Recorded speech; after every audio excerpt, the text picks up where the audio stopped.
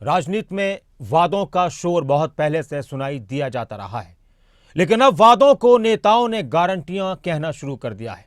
चुनाव के समय सबसे ज्यादा जोर इस वक्त वादों पर और गारंटियों पर दिया जा रहा है।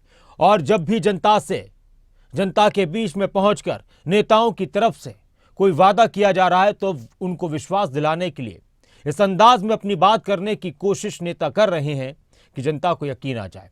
हालांकि जनता का यकीन और जनता ने किस पर कितना यकीन किया है, जनता के दिल में किसकी कितनी बात उतरी है, ये ईवीएम में वक्त वक्त पर कैद हो रहा है। राजस्थान की बात की जाए, उससे पहले छत्तीसगढ़, मध्य प्रदेश की बात की जाए, तेलंगाना में भी चुनाव होना है, तो उसको लेकर अलग अलग पार्टियों की तरफ से जनता को अपनी तरफ आकर्षित करने में अपनी गारंटियों का जिक्र और दावा किया जा रहा है। एक तरफ प्रधानमंत्री मोदी की गारंटी का जिक्र कर रहे हैं, तो दूसरी तरफ कांग्रेस की तरफ से कहा जा रहा है, राहुल गांधी ये कह रहे हैं कि हमने जो गारंटियां दी थी उनको दूसरे राज्यों में हमने पूरा भी किया है। एक दूसरे पर वार और पलटवार भी किए जा रहे हैं। सुनिए पीएम मोदी और राहुल गांधी की बात। आज देश को भाजपा पर भरोसा है। भरोसा इसलिए क्योंकि हम जो कहते हैं वो करके दिखाते हैं। मोदी की गारंटी यानी गारंटी पूरा होने की गारंटी। और वही कांग्रेस का क्या होता है? कांग्रेस की बातों का मतलब होता है झूठे वायदे, झूठी सौगंध और झूठा प्रचार। ये वही कांग्रेस है जिसने माताओं, बहनों, बेटियों को विधानसभा और लोकसभा के आरक्षण के लिए दशकों तक लटकाया। ये गारंटी मोदी ने पूरी की। कांग्रेस को आर्टिकल 370 के कारण 370 धारा आतंक शिकंजे में घिरा जम्मू कश्मीर नहीं दिखा। इसका कारण राजस्थान के वीरों के बलिदान और वीर माताओं के आंसू नजर नहीं आए। ये गारंटी भी मोदी ने पूरी की, तो मोदी को गालियां देते हैं। राजस्थान के हर घर में महिला को साल के 10,000 रुपए बैंक अकाउंट में कांग्रेस पार्टी डाल के देगी।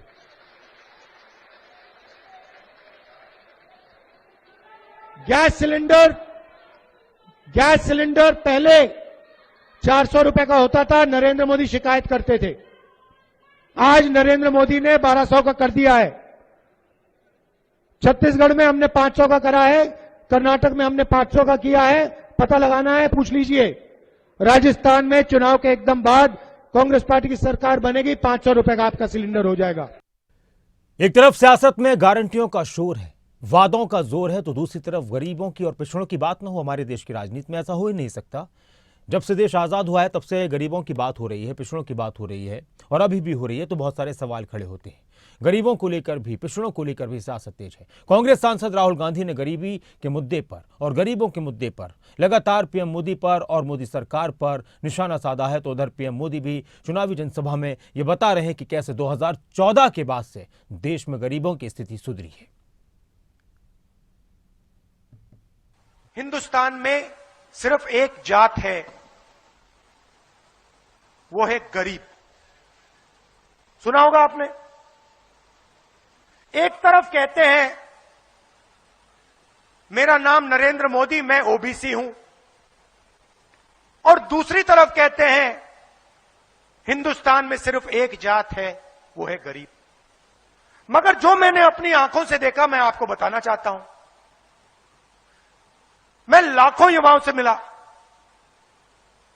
और जब मैं उनसे पूछता था, भैया आप बेरोजगार हो, आपकी जात क्या है, वो मुझे कहते थे मैं ओबीसी हूं, मैं दलित हूं, मैं आदिवासी हूं। कोई दुकान हो, ढाबा हो, गेस्ट हाउस हो, सैलून हो, टेलरिंग की दुकान हो, इन्हें खोलने के लिए कुछ ना कुछ पैसा चाहिए होता है। गरीब की जरूरत की चिंता मोदी ने की। मोदी ने बिना गारंटी के ऋण देने वाली मुद्रा योजना बनाई। मुद्रा योजना के तहत राजस्थान के गरीब और मध्यम वर्ग को लगभग 45,000 करोड़ रुपए की मदद दी गई है। 45,000 करोड़ रुपया। इन लाभार्थियों में आधे से अधिक एससी, एसटी, ओबीसी परिवारों के साथी है। इतना पैसा ऐसे छोटे छोटे बिजनेस करने वाले को मिला है और कांग्रेस के लोग इसका भी मजाक उड़ाते हैं।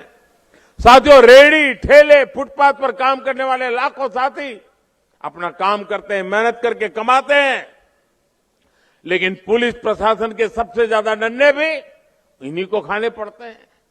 कांग्रेस को कभी इनकी याद नहीं आई। ये भी मोदी है जो इनके लिए स्वनिधि योजना लेकर आया।